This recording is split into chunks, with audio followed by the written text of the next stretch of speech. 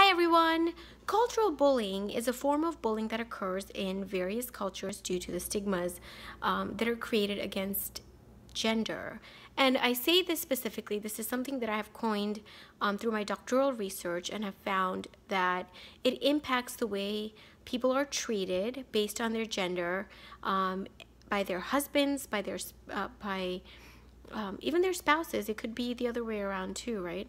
Or even by elderly people in their cultures. So, for example, in Eastern cultures, such as cultures from Asia and the eastern parts of the world, where it's a little bit more traditional, males are generally considered higher up in the hierarchy than women are, and because of that, women are treated as though they are second-class citizens.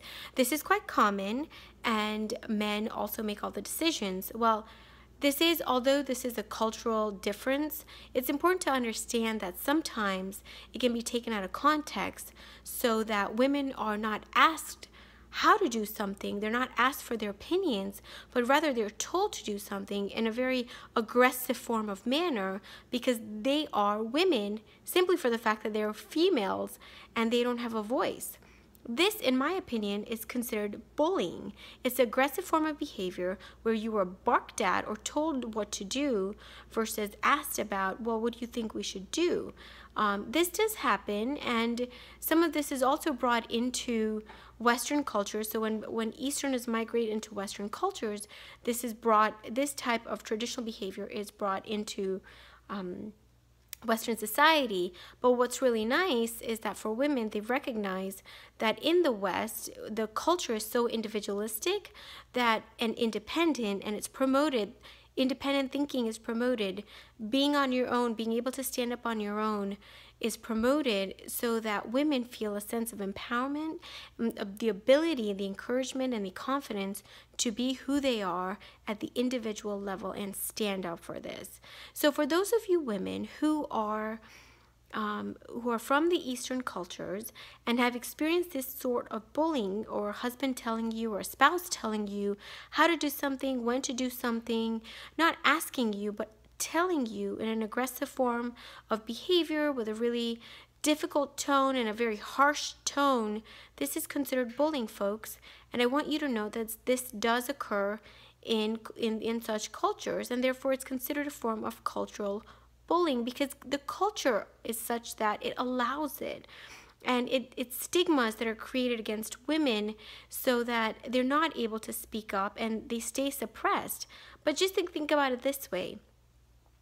You don't have to be that way. The world is changing, and you are able to come through by using positive words, by holding your voice, holding your stance and your opinion, so that you are able to have a say in the decisions that are made within your relationship with your spouse, in the family, so that even though the elderly are respected and their opinions do count, because again, this is another form of a cultural element from Eastern societies, you are still able to gain the respect by speaking up. And don't be afraid to speak up. I encourage each of you to speak up for one another because this sort of behavior is not allowed. Sometimes cultures also allow for husbands to beat their women. We see this in Middle Eastern cultures.